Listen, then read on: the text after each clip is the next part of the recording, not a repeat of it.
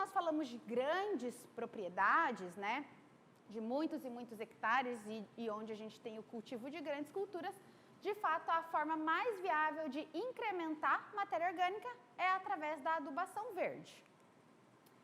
A adubação verde, ela tem importância em todos os sentidos do cultivo agrícola, né, que a gente já conversou, de melhorar características de solo, tanto físicas quanto química. Por exemplo, em um solo compactado, quando a gente tem a intenção de revolver o solo, muitas vezes, com alguma planta de cobertura, eu já consigo sanar a questão da compactação.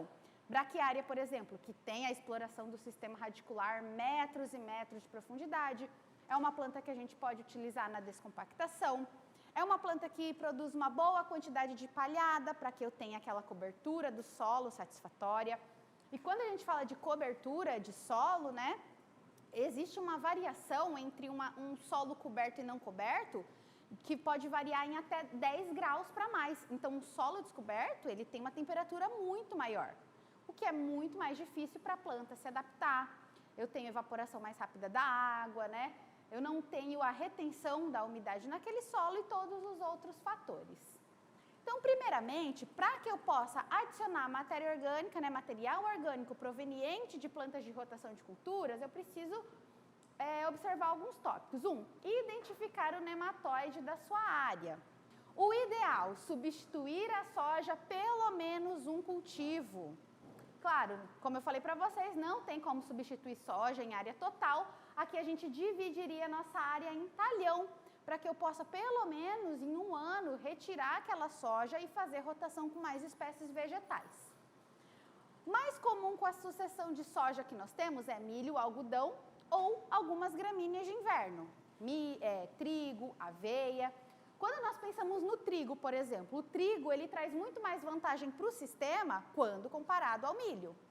O trigo ele tem maior cobertura, né, de maior volume de palhada, portanto maior cobertura do solo. Existem trabalhos que mostram que a soja, depois do milho, tem um incremento de produtividade. Então, nesse caso, essa sucessão com essa graminha de inverno também é vantajoso para mim e eu acabo saindo um pouco do milho safrinha. Quando a gente fala do milho, como eu falei para vocês, existem mais de 99 genótipos suscetíveis a nematóides de lesão e de galha. São tolerantes, não resistentes. Isso aqui a gente tem que repetir e frisar. Porque o que mais a gente ouve falar é que eu vou colocar o milho para reduzir a população de nematóides. A única situação que o milho pode ajudar é na situação de cisto, porque cisto não parasita milho, mas não vai eliminar a população desses nematóides, tá? Só vai ajudar, vai ser uma planta que vai auxiliar a reduzir a população, mas não vai eliminar. E o que acontece com o nematóide quando nós rotacionamos? Esse aqui é o meu cenário. Então, eu tenho comida para o nematóide o ano todo. Eu dou comida para ele por mais de 8 meses, né? Então, ele o tempo todo tem condição de se alimentar, o tempo todo ele tem condição de se reproduzir. Quando eu rotaciono, eu tiro a comida do nematóide, esse aqui é meu objetivo. Quando eu tiro o milho ou quando eu tiro a soja, ou substituo em talhões, quando eu tiro alguma dessas culturas, eu estou tirando diretamente a comida do nematóide. Se ele não tem comida, ele é um organismo muito menos ativo, ele é um organismo mais lento, ele é um organismo que morre de fome, ele é um organismo que fica inativo naquele solo, então eu dou vantagem para o meu sistema. Eu preciso retirar a comida do nematóide. Como que eu retiro comida de nematóide? Com esses 3 pontos aqui, planta resistente, fator de reprodução abaixo de 1, com plantas más hospedeiras e antagonistas. Então aqui, má hospedeira não é o favorito do nematóide, como é o caso de braquiária, para nematóide das lesões, e antagonistas. Antagonista, qualquer planta que produza alguma substância nematicida. Quais são essas plantas? Crotalárias, mucuna, guandu, cravo de defunto, isso aí se aplica daí para canteiros de hortaliça, né?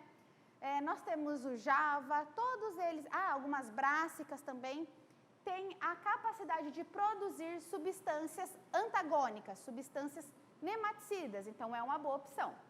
Quando nós pensamos nesse tipo de planta, para rotação, a gente tem que esquecer um pouco o retorno econômico. Por exemplo, vou colocar uma crotalária, vou esperar encher semente, vou colher semente para ter algum retorno financeiro?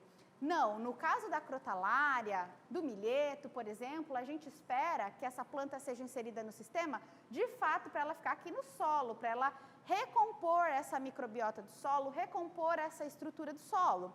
Então, por exemplo, essas plantas que têm potencial antagonista, o ideal é que a gente passe com rolo faca nela na época do florescimento dessa cultura, antes de formar semente. Formou semente, acaba virando planta daninha na área. Fez lá o rolo faca na época do florescimento, é onde a maior ação nematicida desses compostos nematicidas estão em alta. Então, eu tenho maior eficiência dessa planta no campo. Aí, igual eu falei para vocês do fator de reprodução. Como é que a gente mensura fator de reprodução? População final por população inicial. Então, vamos supor que vocês fizeram uma análise de nematóides e deu lá que você tinha 1000 nematóides, qualquer um que seja, meloidógeno, migalha, que você tinha 1000 nematóides lá por grama de raiz ou por 10 gramas de raiz. Ano que vem, quando você for fazer a sua análise, se na sua análise de solo sair que esse nematóide agora está em 2000, quer dizer que você aumentou essa população, quer dizer que o seu fator de reprodução vai ser maior que 1, você aumentou a quantidade desse nematóide. Agora, se você avaliar, fizer a sua análise de solo e tiver lá 500 nematóides, quer dizer que você reduziu pela metade esse fator de reprodução. Então, você faz a população final pela população inicial. Ficou abaixo de 0, quer dizer que você teve redução dessa população. Ó, um exemplo, população inicial de 2.000 nematóides, né? Eu coloquei, ou eu inoculei, ou tem na minha área 2.000 nematóides. No final, se eu tenho 5.000 nematóides, eu tenho um fator de reprodução de 2,5. Eu aumentei 2,5 vezes a quantidade de nematóides daquela área, certo? Plantas resistentes, elas nunca zeram população, nunca dá zero. Então, por exemplo, mesmo uma crotalária, que é o nosso único exemplo de uma planta de fato resistente a todos esses nematóides, o fator de reprodução dela vai variar de 0,2, 0,8, nunca vai ficar 0,0, tá? Nem mesmo plantas resistentes. Porque as plantas resistentes, muitas vezes, elas atraem o nematóide para dentro da raiz, elas funcionam como armadilhas. Então, o nematóide, para se guiar até a raiz, ele se guia através de exudatos radiculares, que nada mais é do que aqueles químicos que toda planta emite, né? Então, toda planta emite sinais químicos, que nós chamamos de exudatos radiculares. E o nematóide se guia até essa raiz através do sensoriamento químico. Então, ele sente se aquela planta vai ser atrativa ou não para ele. Quando eu tenho uma planta resistente, muitas vezes esses exudatos radiculares aqui são atrativos para o nematóide, então ele vai penetrar nessa raiz.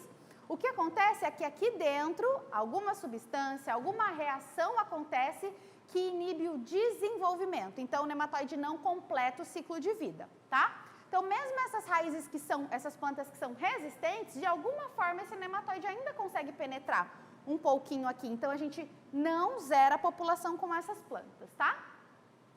Um exemplo de planta má hospedeira, que é o Macrotyloma axillare java, que eu comentei para vocês, versus Pratylencos brachyurus. Eu tenho fator de reprodução 2,5 comparado com o fator de reprodução 30, 50, 40, 100 da soja. Ou seja, reproduz um pouquinho, 2,5 vezes o nematóide, mas não é a planta favorita dele, então é uma planta má hospedeira, tá? Plantas más hospedeiras, elas vão ter fator de reprodução de até, no máximo, uns 3, de 3 a 5. Passou disso, é considerado realmente suscetível. Então, se vocês verem uma planta que até 5, é uma má hospedeira. Agora, plantas com fator de reprodução abaixo de 1 são plantas resistentes, certo? Exemplos de plantas antagonistas que produzem substâncias nematicidas. O que essas substâncias nematicidas elas podem fazer para auxiliar a reduzir a quantidade de nematóides? aumenta o estímulo da eclosão, ou seja, esses exudatos radiculares aqui enviam sinais para o ovo do nematóide que diz, opa, aqui eu tenho um ambiente favorável. Esse verme fica livre no solo, ou ele é atraído para dentro da raiz, ou simplesmente essa raiz tem alguma substância, geralmente lignina, que deixa a raiz mais tenra, mais dura, e esse nematóide não consegue penetrar. Então é sempre uma armadilha para ele. Tenta estimular para que ele tente entrar nessa raiz e aí ele não consiga se desenvolver de forma plena. Ele não pode agir como armadilha ou simplesmente o nematóide achar, entre aspas, que gosta. Ah, eu gosto dessa planta, eu vou penetrar, chega lá dentro, é uma armadilha para ele. Tá? Esse é o grande exemplo do modo de ação de crotalária, é um grande exemplo do modo de ação da mucuna, feijão de porco, estilosantes, todos eles agem mais ou menos dessa forma em relação ao nematóide, um efeito antagônico. Olha alguns exemplos de plantas que nós temos. O tagetes é o cravo de defunto, né? Produz uma substância chamada alfa-tertianil, até hoje uma das substâncias mais nematicidas, com maior potencial nematicida encontrado em uma planta. Por que não tem nenhum produto à base de cravo de defunto para isolar essa molécula? Porque ela é fotossensível. Então, ela precisa de condições que ela só encontra enquanto a planta está sendo cultivada. Depois que você isola ela, essa substância ela já não é ativa como ela é enquanto a planta está sendo cultivada. Mucuna produz uma substância chamada L-dopa, ação nematicida. O aspargo, ácidos, o aspargo produz um ácido que tem essa ação nematicida. Então, muitas vezes, ele acaba repelindo, age como um repelente ao nematóide. As brássicas, como eu falei para vocês, os glicosinolatos, e as crotalárias, que é a monocrotalina, que é um alcaloide. Então, são essas substâncias que agem como nematicida. Nós temos hoje no mercado, até hoje, por enquanto, né, um único produto à base vegetal registrado como nematicida, que é um produto chamado Viga. Ele é à base de alho, composto por alicina. É um composto nematicida. Agora, vocês podem perguntar assim, então o alho ele não tem problema com nematóide, já que tem um produto à base de alho? Mas ele tem. Existe um nematóide chamado ditilencos, que é conhecido como nematóide do alho ou da cebola. Consegue parasitar porque o produto feito à base de alho foi isolado, a alicina, né? Um composto concentrado que tem ação nematicida. Um produto à base, de base vegetal, ele não é considerado como biológico, tá? Hoje ele está na classificação de químico. Então, por enquanto, a gente só tem esse à base de extrato de alho, que é o Viga, e ele está na classificação dos nematicidas químicos, não é biológico, por mais que seja a base de extrato de planta, tá?